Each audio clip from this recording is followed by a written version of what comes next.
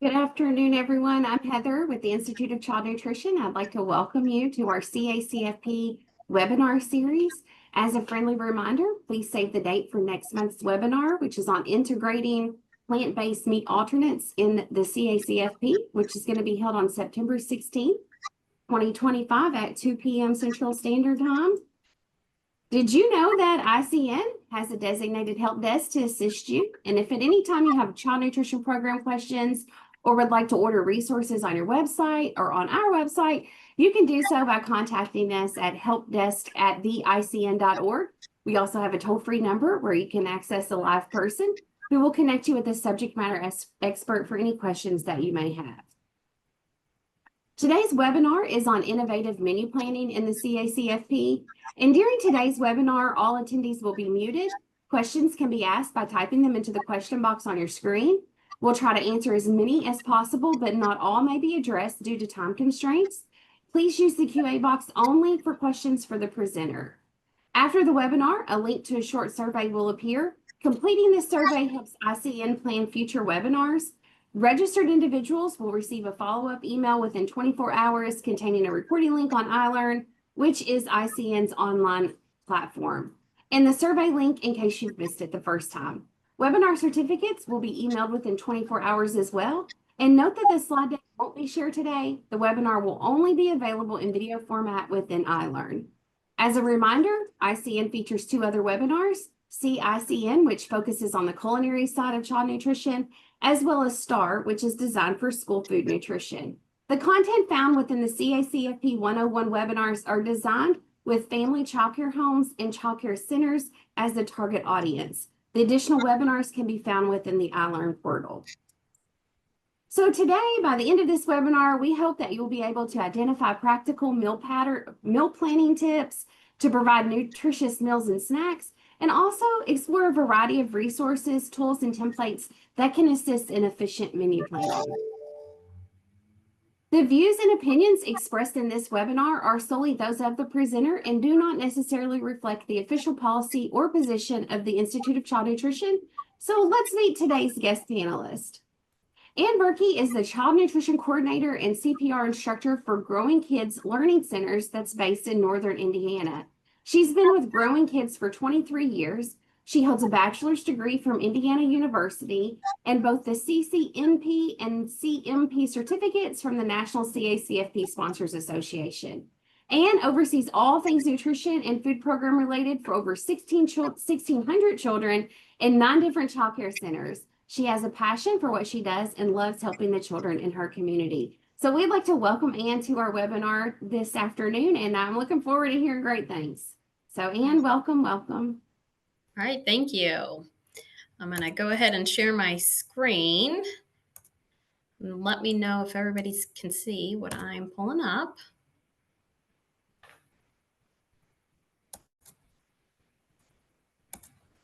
Oh, geez. Is everybody able to see my slides?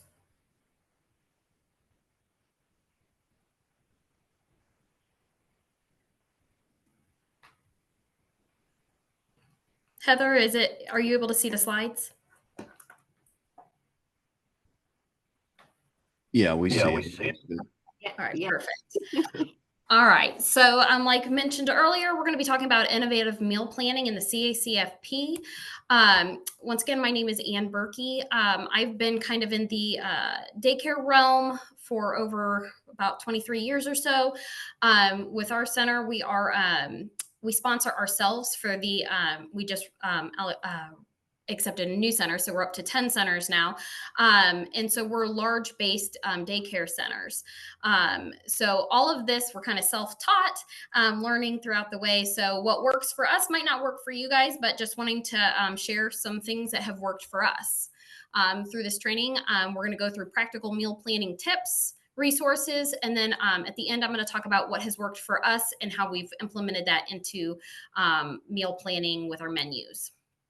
So some practical tips. The biggest thing for us is variety.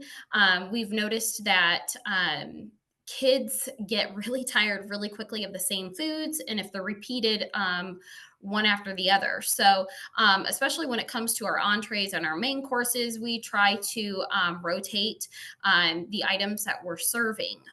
So, if you're going to do grilled cheese on a Monday, I wouldn't recommend doing like a macaroni and cheese on a Tuesday. Two heavy cheese based items. First off, aren't great for the system, but repetition in regards to the same protein base can get kind of boring. So consider, rotating on Monday poultry, Tuesday beef, so on, pork, seafood, vegetarian, like with tofu being added, but you can get creative with the items that you're serving. If you're serving a lunch and a supper, make sure not to repeat the exact same meal, although that's super easy. We're not allowed to do that. So what we have done when we used to offer evening care would be that Monday's lunch would be Tuesday evening's dinner, because we'd only have a few kids in the center, and we'd have those leftovers. Consider using different cuisines and preparation methods, Italian, Mexican, Asian, comfort food like soul food. Parents are a really great resource in this regards as well. Depending on where your location is, you might have a heavy Hispanic community. They might have some recipes they want to share with you that you might not be aware of. So we do try to include our parents with some suggestions as well, because anytime you can think outside of the box, it adds some variety to the menu. So here, this is just a sample menu off of the ICN website. It's a spring cycle menu. And as you see, especially under the lunch or supper section, they're rotating their entree. So it's not it's not like a cheese-based item or steak or beef for every single day. Rotate that. You get different nutrients through all the different proteins. So we want to make sure that we're getting as many nutrients into their little bodies as possible. When it comes to fruits and veggies, you can see it as well. Look through frozen, fresh, and canned items. With our centers, we do try when it's canned to stay away from, especially with the fruit, anything that's like with sugar added into it, we try to do as fresh as possible. Some other tips: utilize the seasons. We particularly make our menus to be seasonal. That makes it easier to accommodate local produce. Unfortunately, we're in northern Indiana, so winter lasts for, feels like 8 months out of the year. So getting that fresh produce can be difficult. So we do try to make those kind of substitutions into our menus to accommodate what we have available to us. When it's seasonal, you're going to be improving the flavors and the freshness. So, anytime you're cooking down or processing down food, you're losing a lot of the good, healthy aspects of those food items. So the fresher, the better. So look in your community to see what you have available to you. Typically, when it's in season, it's going to lower the cost. If you're, doing something like a Costco or Walmart, you're going to see that you can get bulk strawberries way cheaper in the summer than you can in the winter. So have that notated in your menus to maybe do fresh during the summer, and then maybe switch to a frozen during the winter, and that will help with the cost of your menus. Dependability is a huge thing. Like I mentioned a little earlier, our centers are large. Most of our centers can accommodate up to 250 kids. So we need product that's going to be dependable, so we don't have to frequently make changes to our menus last minute. So typically, once again, if you're getting something seasonally, it's going to be way more dependable versus trying to get those raspberries or blueberries, in January. The different variations of fruits and veggies also pique the kids' interests. And so we do try to add some different things like avocados, raspberries, kiwi. We did dragon fruit, different pops of color. studies have shown that it does take up to 15 chances for a child to actually try food. So, sponsor one of the foods you're going to be putting on your menu, but that might be kind of like off the wall. Like if you're adding star fruit, maybe during that week, the teachers can talk about how they grow, maybe cut some up and be able to be a little bit more hands-on with it. That's going to increase their chance of trying it. Some of the communities in which we live, fresh produce is not offered on the home front. So to be served that in the meal can be very intimidating for children to try. So here is just an image that shows some seasonal produce. And once again, no matter where you're coming from, you're going to have different fruits and veggies that are available to you. But having something like this can give you some ideas because, probably off the top of your head, you're not thinking, oh, what I should add is curly kale to my menu. But having something where you can kind of reference and look up, what's the availability of this item, what is the cost, and maybe try some of these items on the menu and see how it's received. Use as many different colors as possible. The variety of colors can stimulate appetites and increase hunger. Different colors of fruits and vegetables contain different nutrients. So the more colorful your menu, the more nutrients that little one is going to get into their bodies as they eat through that rainbow. Use a variety of colors can also create a menu that is appealing to all the senses. Once again, coming back to some of the foods can be completely new to a child. So if you're noticing that, like we'll say the mini cucumbers you've added onto the menu seem a little weird to the children, do some learning activities about cucumbers, how they grow, how they're harvested. Maybe they can make a homemade dip in the classroom for learning and sample the mini cucumbers. Once again, this helps kids when they get to have more of an active role in the meal prep. They're more likely to try it. Here is just a little sheet that kind of shows typically what the color of the food is, what are the nutrients they get from this, which I find super helpful, not only, within our daycares, but on the home front as well. So if, I have 3 children myself. So if one of them's getting sick, I might look into something of how we can add some of those colors into their system to help boost their immunity. Create menus that can easily be prepared within the space you have. Consider the appliances you cook with and utilize. Do you have an oven, convection oven, microwave, stovetop, food warmer? That really can limit what you're able to prepare. On our side of things, we don't have a stove. We use a convection oven and microwaves to prep most of our stuff. So it does limit us. I would love to do food from scratch. It will lower the cost, but we don't have that ability for most foods at this time, but I'm hoping to venture out that way shortly. But you do need to see what you have in your tool chest to help you implement menus into the centers. You might want to limit how many hot food items can be served within one meal if limited space is available. So sometimes, if you're wanting to do something like a Salisbury steak with mashed potatoes and peas, all of that stuff has to be heated to temp. And if you don't have that space or that capacity, you might have to change that up. And instead of peas, you might do, like a Caesar salad or something like that. You might need to find an alternative if you can't safely prepare food with the appliances you have to keep safe. Food warmers are super beneficial, especially if you have a large number of children and you need to get that food out within a short time period. We find that food warmers are super helpful. And we do go through a lot of foil metal trays to also help with the temp. You might want to switch from a soup that gets boiled in a bag to one that comes in a foil pan. That can help with processing that food in a time frame. So just look at what's available to you and come up with solutions that can help with cost, but also help with the cook. For us, we have 1 cook per center, so they have to go through a lot. So if I can find food items that already come in containers or have less prep work, I do try to utilize that, even though it might in the front end have a little bit more cost to it. In the back end, it's going to save my cook's sanity. You might need to purchase tools to aid in the productivity and increase use of fresh produce. So things like the dog dicer, which cuts hot dogs long ways and into 1/4 pieces, a food chopper, a blender. A little on in this training, we will be talking about menus, and for under 3, food has to be diced down to 1/2 inch pieces. For infants, it's 1/4 inch. So that takes a lot of time.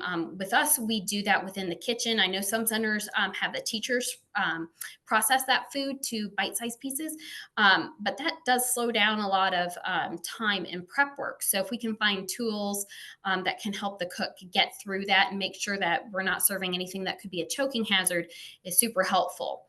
Food scissors are also useful, egg dicer, all of those things can help. Yes, you have to pay for that up front, but once again, that's going to save time. And we know that we're providing safe foods to all ages. So this is just some images of things that we use within our kitchens. Like I mentioned, the dog dicer, the egg dicer, and then that food processor. And so they make, these are items that we get for our centers that are more home-based, but they can make restaurant-grade items that can go through and handle large quantities. It just comes with a higher price tag. Utilize your state field specialist. Have them review menus for any errors or issues before implementing in the center or home daycare. Like I said, we do seasonal menus before I even send them out to our centers. I always make sure to send it to our field specialist to review. Once you get to our menus, you're going to see it's very easy to have a mistake or an error. And then this allows somebody else to have a fresh pair of eyes and who knows the rules and regs. So I find it super beneficial to reach out and have them to review and make any corrections before you actually implement into the centers. Confirm with field specialist if a new product you are interested in is used before you use on the menu to make sure it qualifies for reimbursement with CACFP. We use a food vendor where, and they offer food shows a couple times a year. And when you go to them, sometimes you are going to have companies claim that, yes, it's reimbursable, it's perfect. And you get super excited because you're like, oh, we don't have any products like this, to find out, no, that it's approved for schools, but not daycares, because it would fall, especially like under like a grain-based dessert. So I highly recommend, if you're excited about something and you're not quite sure, send the nutritional facts over to your field specialist, because they can easily let you know if yes, it's reimbursable, or no, stay away from it. But use them as an extension for knowledge, recommendations, and assistance when thinking outside the box. I think a lot of times people will be like, oh, I don't, they're here to get us in trouble, but really they want us to do a great job. So our field specialists, I email if I ever have questions, concerns, or just want some ideas. They're wanting you to succeed. So use that to your benefit. So some resources you can utilize would be the National CACFP Association. Here they have a lot of different types of resources. They do trainings. They offer conferences throughout the year. And then they have they also have a Facebook page, if you're on Facebook, where you can go and ask questions. I don't know if you guys are like me, but I don't have too many people that work in the CACFP. And so like with my company, I'm, a department of one. So if I have questions, concerns, or frustrations, I have no one that can understand where I'm coming from. So the Facebook page is helpful as well. But you can go here and they have a lot of useful tools. The USDA food buying guide. Here they're going to have the calculator, the grain tool, the analysis workbook, product formulation statements. This is also really helpful if you are going through that path of wanting to make things from scratch to save some money. They have a recipe builder. They also have a ton of recipes you can access as well. So if you don't want to, get creative and make your own recipe, they're going to have recipes there for you that are already approved through the CACFP, and we'll show you how that calculates onto your menu as well.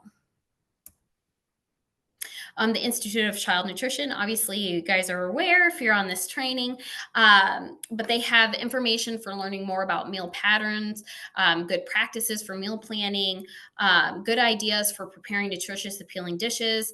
They have menus, they have shopping lists, recipes, meal planning template, tip sheets, a lot of resources that are available free of charge as well. So, highly recommend going in and looking through their website as well.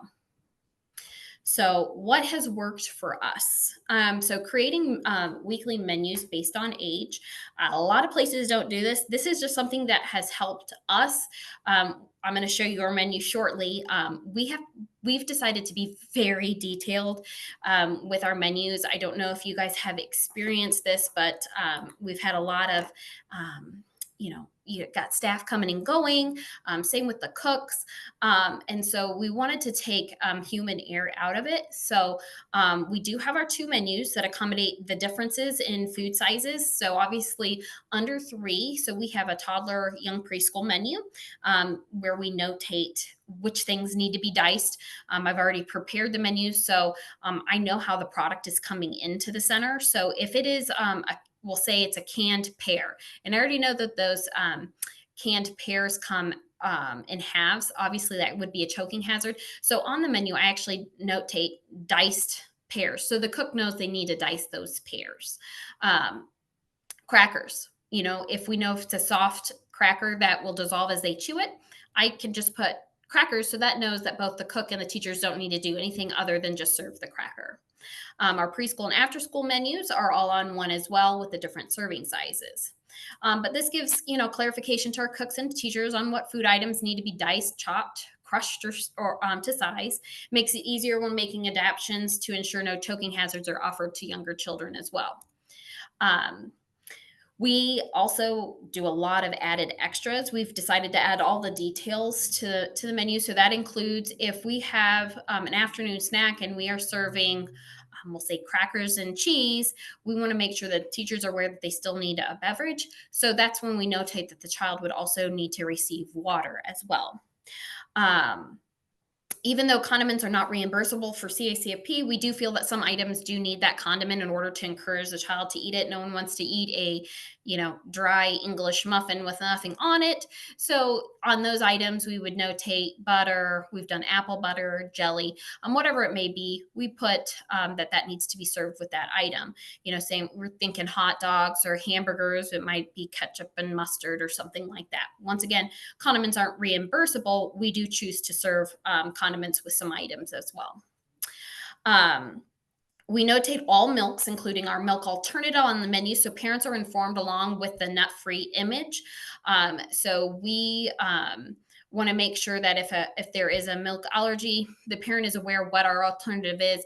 And if they choose not to accept that, that's totally fine. But then they would be providing their own milk alternative. So this is a sample of our preschool after school menu. And as you can see, we have the added column for condiments or an additional component.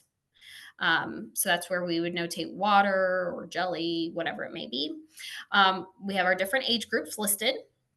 And then at the very bottom, you can see where our menus where we make the note of the types of milk we're serving for each age groups, along with what our milk alternative is. And then we have the nut-free image so that parents aren't concerned since that it's a high allergen within our system. This is why we have also decided to have 2 menus for each week.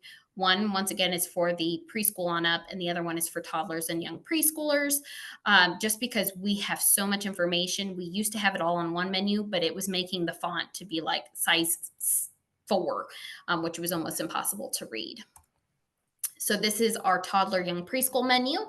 Once again, if you look through these items, you're going to see that we have notated the items that need to be processed further by indicating if they're diced or crushed.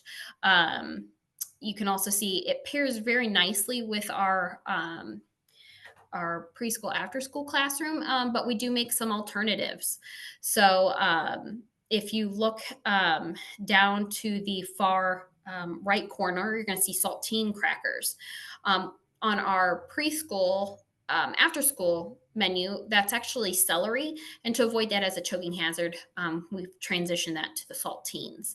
And so we make those adjustments. And that, once again, that takes that confusion out. If we have a newer cook that they won't have that error pop up. They know exactly what needs to happen. Research, put in the time to see what's out there. Attend food shows if utilizing a food vendor. If using a website for ordering, do vague searches. I have found that, like, when I'm really trying to think outside the box, I've been making menus for over 15 years. So I feel like it's very mundane. I feel like it's always the same stuff, and I want to be creative and think outside the box.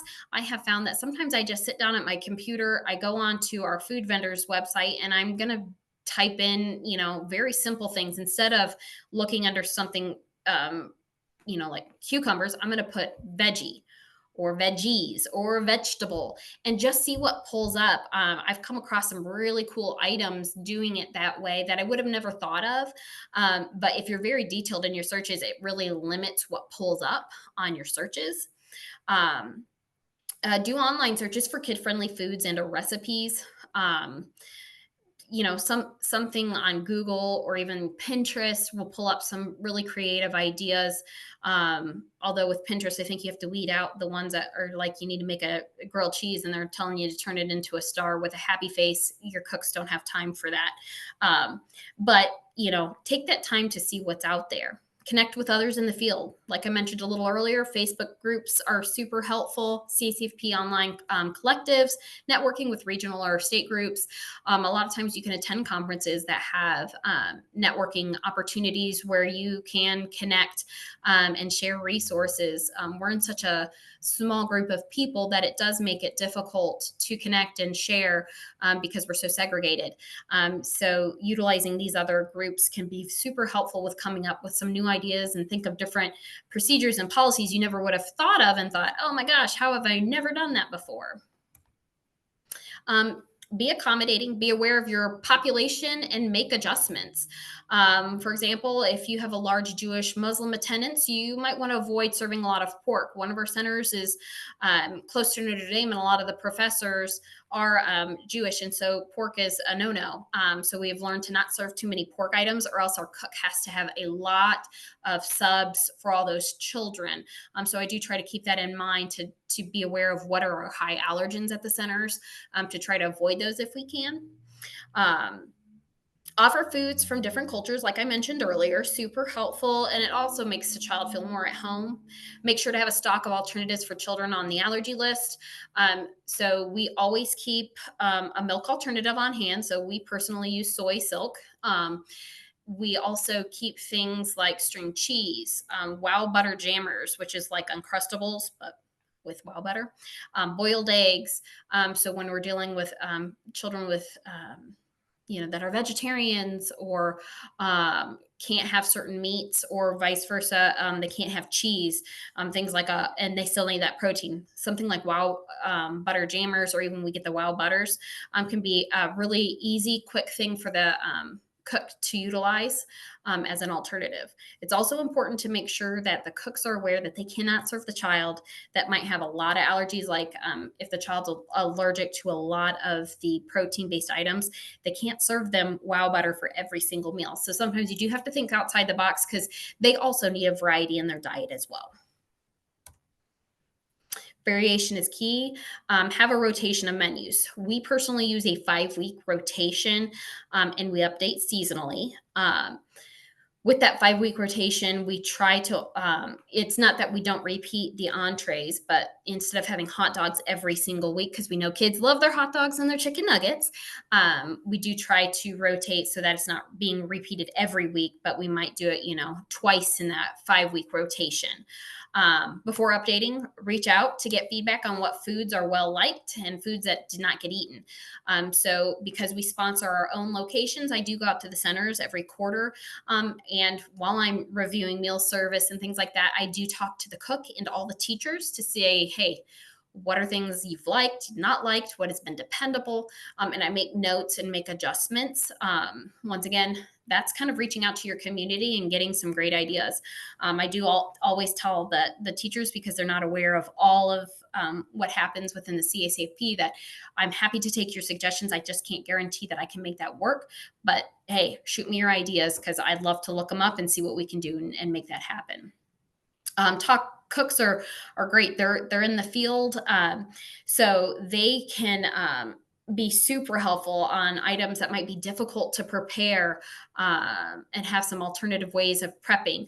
I do try to be an extension to all of our cooks. So if one cook has found a method on preparing something and it cuts time in half, I'm going to be happy to share that with all the other cooks, to be that extension.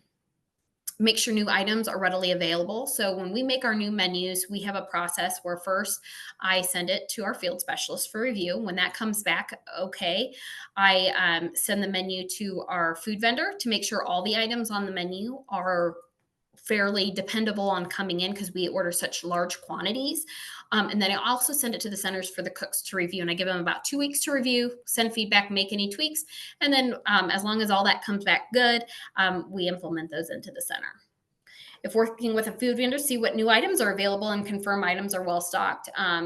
Sometimes you might have somebody you can reach out to that can keep an eye out as new products come out to, hey, can I have a sample? A lot of times they will provide you samples for free. Not enough to feed a whole center, but you could have a classroom, or like if there's a potluck for teachers, have them try and see, was it well liked? Did you like it? Was it easy to prepare, before even adding it onto the menu? Go digital if you can. In order to make sure all centers had correct paperwork, we switched to a shared drive. We've learned that before we were digital, I would go into the centers, and we require all our centers to follow the same menus on the same week. So that's easier for our food vendor to make sure those items are stocked. But I would notice that we would make some changes, and some centers would have the changes on their menus and others weren't. So now we've gone digital. So you could use things like Teams, or like Google Drive is free, where you can post so that when a change is made on the menu, it's automatically made for everybody to get access to. So menus are all stored and updated through that method.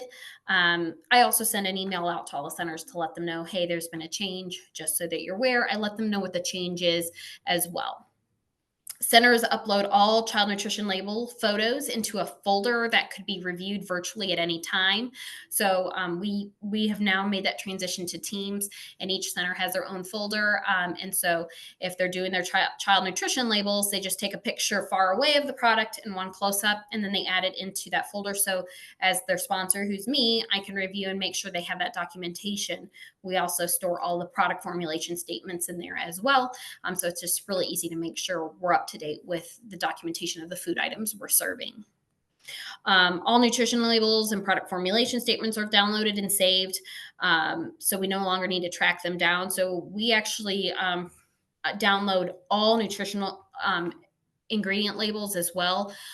This has also come in useful. I don't know if this is just our locations, but we've noticed a lot of increased medical issues that require extensive research with what food items they can have. So this folder is also shareable to parents. So we can share all the ingredient labels of every single item we serve, so that the parent can review as well, just to make sure their child is safe with the food items, with diabetes and things like that, where they have to figure out how much insulin a child might have. This is a super helpful tool for us that we're able to share with parents too. So that is all that I have for today. I'm going to hand this over to Heather for, I believe, questions and answers. Thanks, Anne. Thanks for giving us a shout out too on the menu planning guide. So we have a few questions in here, and I'll just read them to you in the order that we received them. Again, if you guys have any questions, put those in the Q&A box and we'll get to them. It looks like we have a question from Wendy. She works at an adult daycare center, or adult day stay center, and she says that she's losing a vendor really soon, but she's in Elkhart, Indiana, and wants to know if you know of any vendors in the area that she can use. Sure. So we personally made the switch over to GFS Gordon's.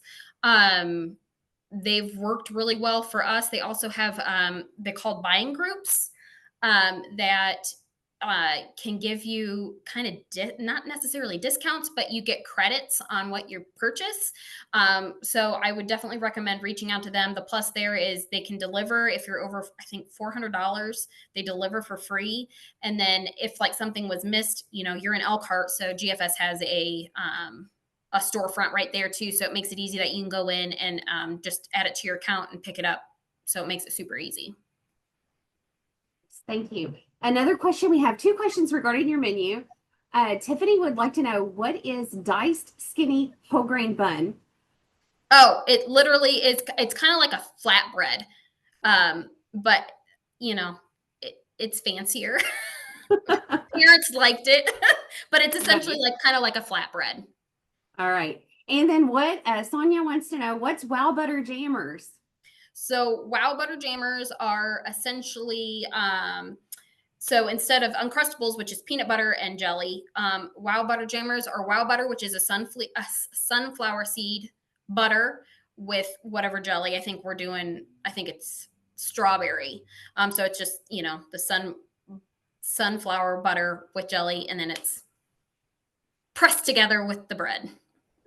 Awesome. Ashley also would like for you to know that she uses stands, and they are also in Elkhart. What was it again?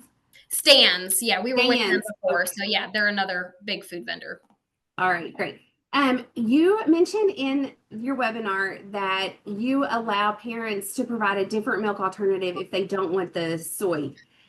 Julie would like to know how you document that to ensure that the meal is still reimbursable.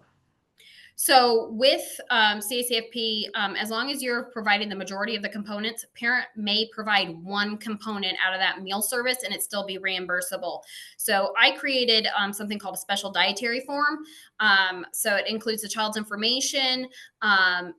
Then we have where sometimes it does require a doctor's note. We require doctor's signature if it's outside of the being able to follow the meal components. But if it's still within the meal components, parents can fill it out. And then we have a transportation section to sign that just showing that the parents are bringing the milk at the right temp and all that information just to keep our ducks in a row. But as long as parents are providing just one component out of that meal service, you can still claim them. Very good. Mattia she says, if we do send condiments, can you send the whole bottle and return it to the fridge after, or does it have to be sent out for that serving and thrown out afterwards? How do you handle condiments? Or do you have the little small packages, or do you do the big bottle? Obviously, we want to focus on food safety, but tell me how you do that, Ann. So nothing returns to our kitchen. Everything gets dumped. So our cooks, so some items do come in, individual sizes, like the little packets, if it's cheap enough. If not, what they do is they just pour, some into like a bowl, cover it in foil, and that gets sent to the classroom. And then whatever's left over is thrown out, but nothing comes back to the kitchen. Good deal.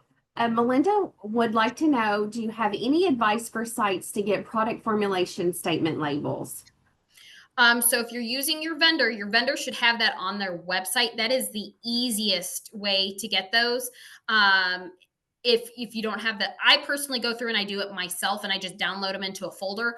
If you don't have time and you have, somebody that's your point of contact for that vendor, you can email them and have them do it on their dime because they're going to do anything to keep your business. If you don't have a food vendor, you should be able to, like if it's Tyson's chicken nuggets, you should be able to go to Tyson's website and they will have those on their website. That's a tedious process, but I personally like product formulation statements because I can personally make sure all of our centers have them downloaded, whereas CN labels, that has to be on site. So they have to take the picture of the box, upload it, or cut the CN label off the box, and I have to just trust that they didn't forget. So I'm a big fan of the product formulation statements. Nice. How do you, log your subs that you make for allergies for kiddos? Ashley, I guess in her state agency said that she needed to keep a log of any substitutes that they get made for allergy kids. So how do you do that? What do you find is helpful? So we actually have our own, so I know we're not supposed to plug in paid things, but we at our centers use Kid Care. And under there's a, allergy list. So what I do is all the kids are tracked in their allergies in Kid Care, and I export that into an Excel spreadsheet. and I add a column. And under that column, it says date, what's the sub item, and the quantity, like how what was the serving size, and I leave a big blank, and then those are printed out every week to the cook so she can notate, okay, Jimmy can't have ham, and so it'll show turkey 1 slice with the date.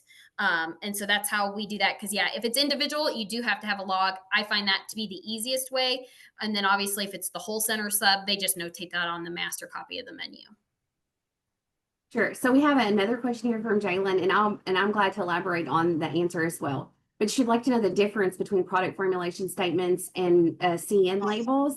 You can take that away, or I can add to whatever you feel comfortable with. Yeah, so CN label is a child nutrition label that is printed directly on the box. A company pays money to get that label put on there, and it'll be a square and it have CN, CN, CN, CN, and it'll say in there what the serving size for a child is. So say you're like you're getting a pre-made grilled cheese, it's going to tell you that grilled cheese, if you're serving it whole, counts as 1 ounce towards protein and a full serving of grain.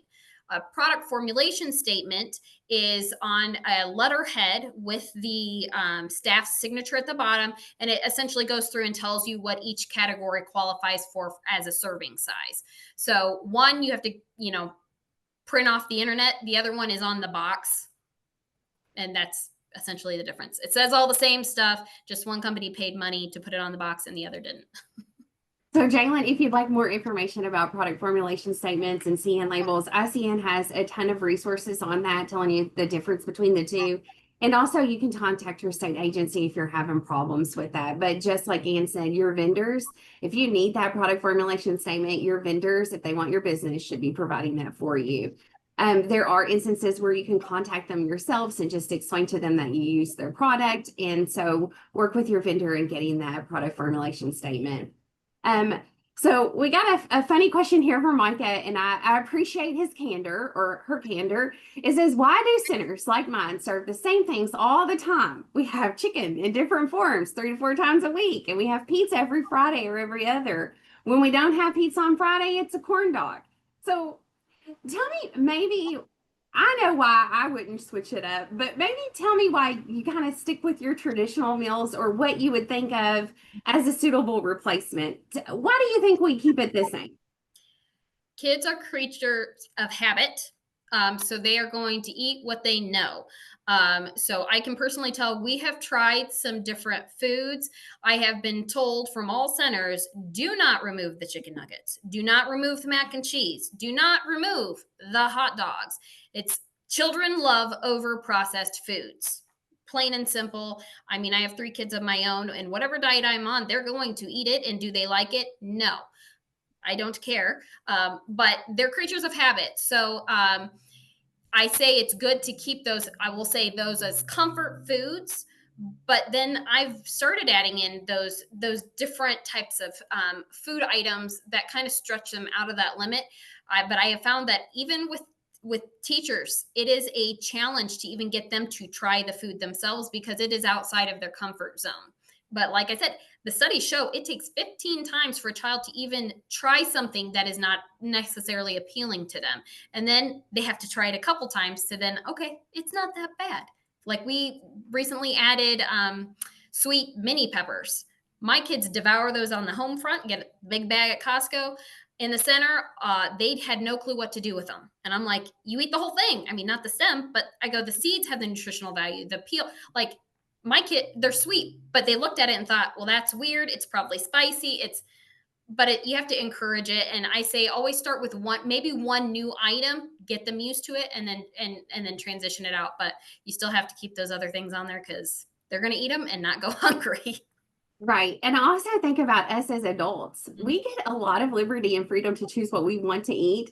And I can't imagine trying something new every day. What if I didn't like it? I would starve. And Yeah. So we are also creatures of habit, and we're accustomed to serving certain things. I know there are things that I serve my own family very regularly because it's something that we like, and I know that my kids will eat it. So fed is best. And if you're feeding the trash can, that's not doing anyone any favors. So it is good that when you are introducing some new items, that you still keep those familiar ones because those are still important too.